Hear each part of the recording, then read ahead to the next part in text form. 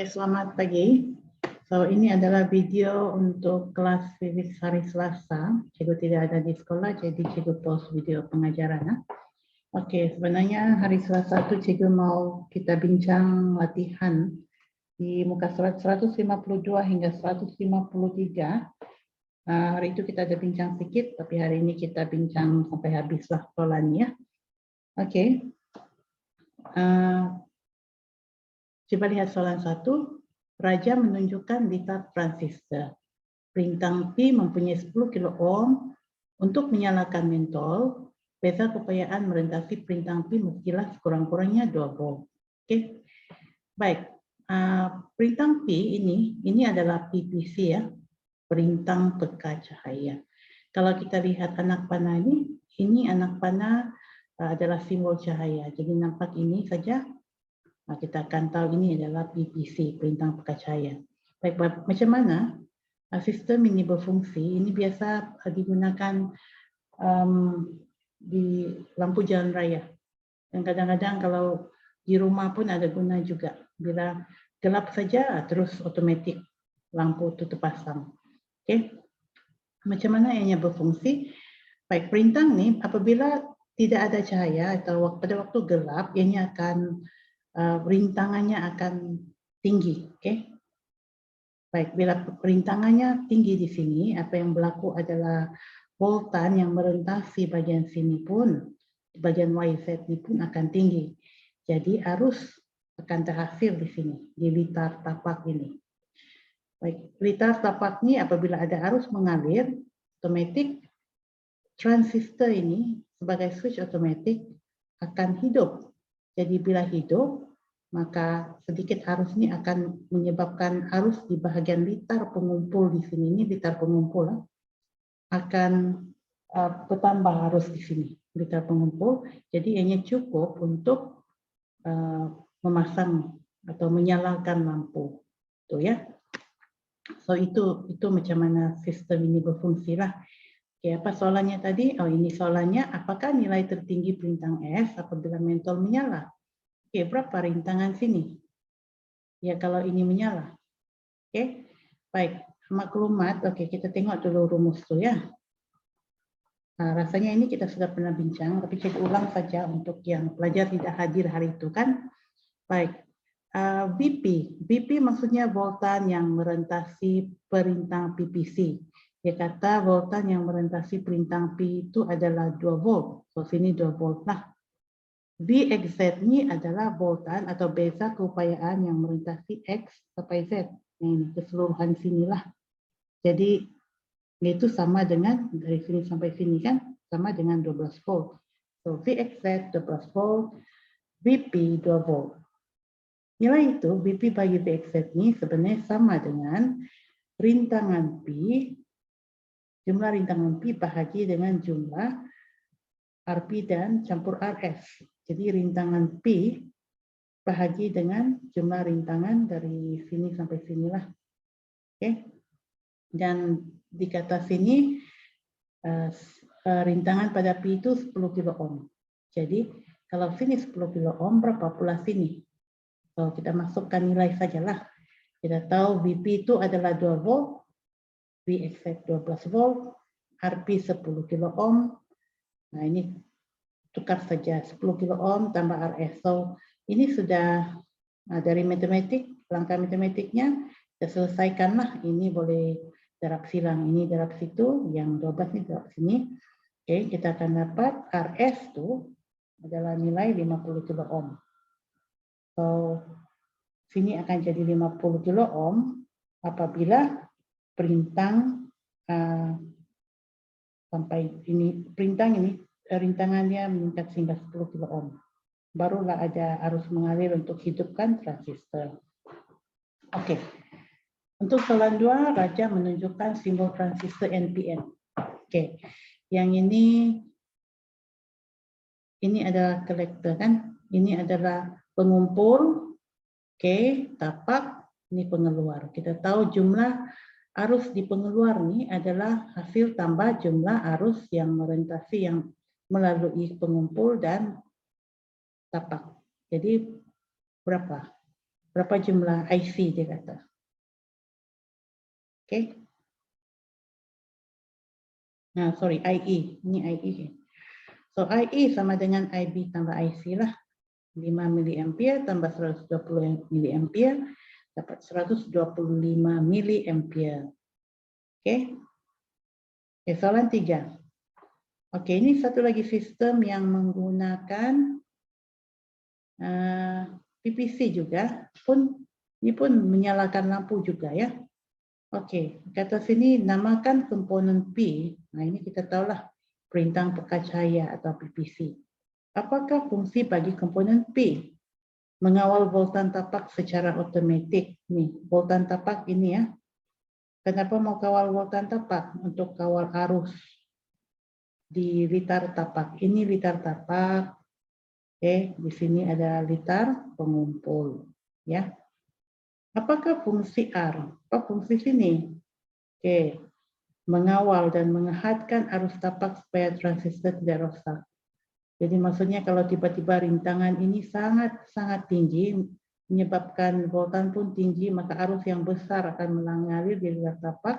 Arus yang sangat besar ini perlu dihadkan supaya tidak merosakkan transistor ini. Oke. Soalan C1, apakah yang akan berlaku pada beza keupayaan VP pada waktu malam? Oke, apa jadi pada waktu malam? Beza keupayaan melintasi VP meningkat. Sebab perintangan meningkat kan? Oke, terangkan kenapa mentol menyala pada waktu malam. Oke, ini kejadiannya ya. Pada waktu malam, PPC mempunyai rintangan yang sangat tinggi. Maka beza keupayaan merentasi LDR. LDR ini adalah PPC ya, ini dalam bahasa Inggris. Jadi beza keupayaan merentasi PPC sangat tinggi. Maka voltan tapak adalah tinggi, arus tapak mengalir dan ini menyebabkan arus pengumpul yang tinggi mengalir. Transistor dihidupkan dan menyala, mentol menyala. Oke, itulah yang berlaku. Bila waktu malam rintangan PPC tinggi, voltan pun jadi tinggi, maka arus mengalir di litar tapak dan arus itu cukup untuk menghidupkan transistor, maka litar pengumpul di sini akan menghidupkan mentol. Oke, D. Mentol M berlabel 240 volt, 60 volt. Ini ya, ini mentol M. Mula menyala apabila VP mempunyai nilai minimum 2 volt. Kalau VP maksudnya voltan merentasi sini 2 volt, itu dan perintah P adalah 10 kilo ohm, tentukan rintangan S. Oke, so minimum 10 kilo ohm dan voltan 2 volt boleh pasang sudah ini. Oke. Oke. Sekarang cari rintangan S. Oh, sama juga dengan soalan yang sebelumnya kan? Oke. Ini pun sama, VP-nya adalah 2. Tapi VXZ-nya sini oke, VXZ ini 6 volt. Yang ini pun 10 kilo ohm. RP 10 kilo ohm bahagi 10 kilo ohm tambah RS lah. Kalau kita mau tahu berapa sini. Jadi selesaikan langkah matematiknya, kita akan dapat RS nih, rintangan S nih adalah 20 kilo ohm. Oke, itu soalan 3. Kita lihat pula soalan 4. Litar di bawah digunakan untuk sebagai switch kendalian haba. Oke, yang ini letak satu perintah yang peka haba sini. Kalau panas, maka lampu. Nah, ini lampu nih, lampu menyala. Jadi, apakah komponen yang peka dengan haba? Itu kita panggil termistor ya. Baik, termistor. Soalan kedua, lukis raja komponen X. Oke, ini dia punya litar tadi ya, raja tadi. So, termistor punya simbol, punya raja simbolnya begini ya. Ini kita begini bentuknya.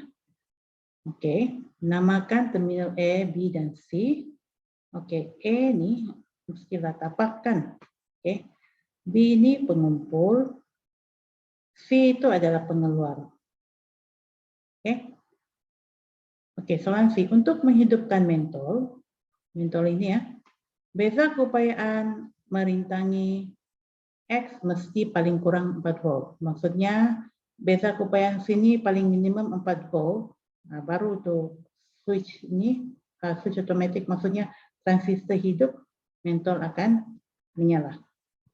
Jadi soalan tanya, berapakah nilai rintangan X supaya mentol itu menyala? Oke, masih juga kita gunakan rumus yang sama lah. Dia kata thermistor ini 4 volt. Oke. Jumlah beza keupayaan merentasi dari titik sini, kedua-dua perintang ini adalah 10 volt. Oke. Jadi Rx yaitu rintangan X di sini bahagi dengan jumlah rintangan kedua-dua lah. 5 kilo ohm tambah Rx. Sekarang 5 kilo ohm R itu diberikan, yang kita mau cari yang sini punya rintangan kan? Bagian thermistor punya rintangan. Oke, selesaikan matematiknya, maka kita akan dapat rintangan itu, rintangan thermistor itu 3.33 kilo ohm.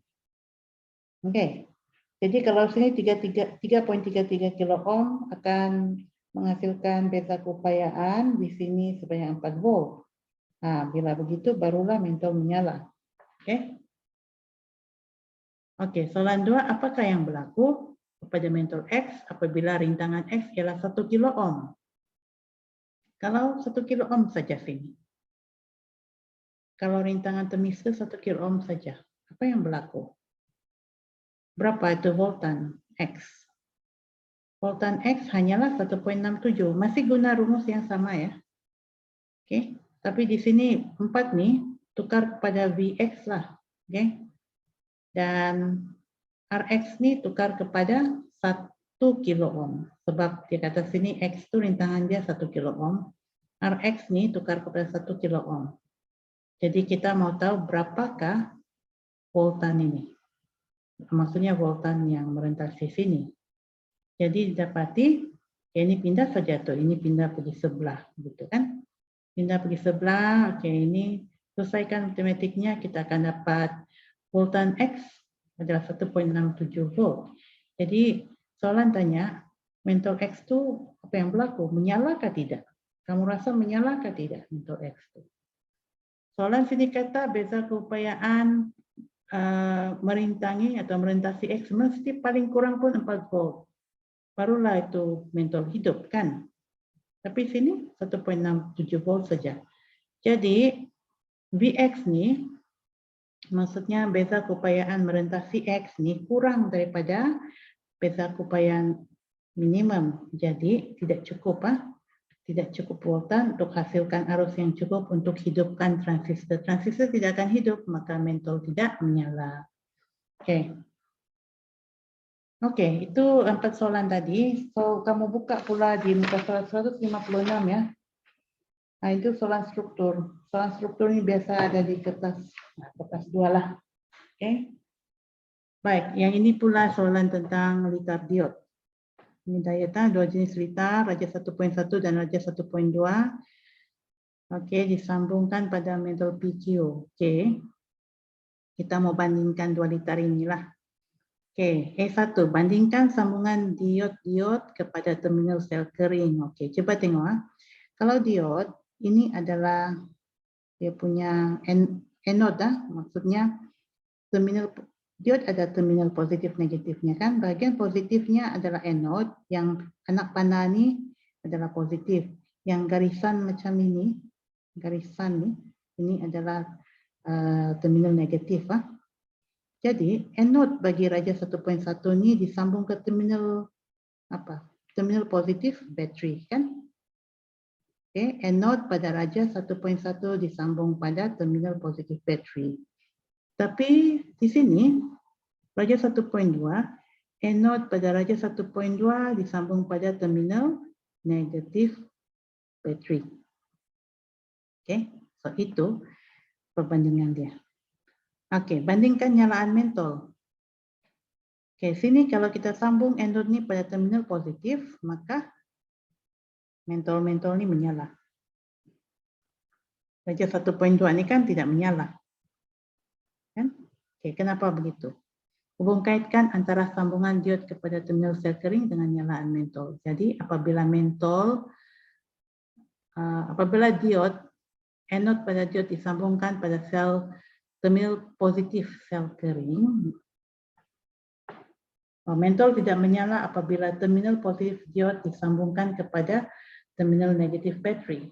Ini maksudnya diod itu dipincang songsangkanlah. Harus tidak mengalir kan kalau pincang songsang.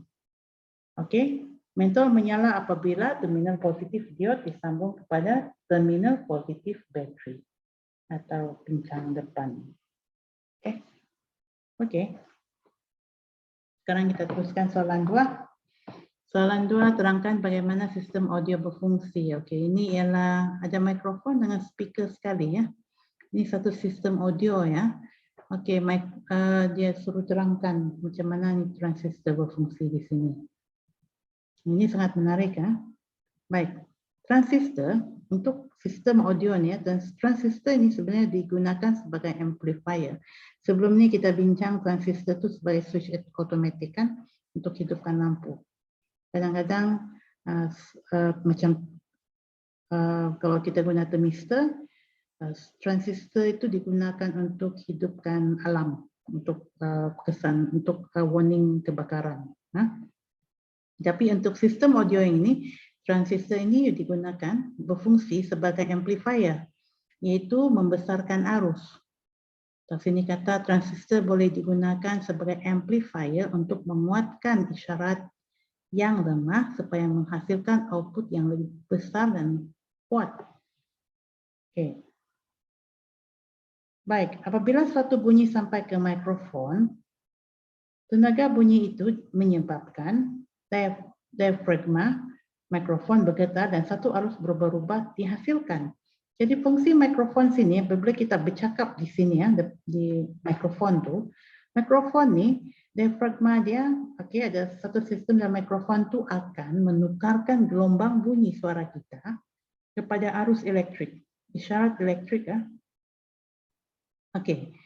Dan kapasitor C dalam litar menyekat arus terus dari bateri, ini arus terus kan? Tetapi membenarkan arus berubah-ubah dari mikrofon melaluinya. Jadi maksudnya isyarat gelombang bunyi dari suara kita tadi yang sudah ditukarkan kepada bentuk arus elektrik akan dibenarkan melalui kapasitor ini ya.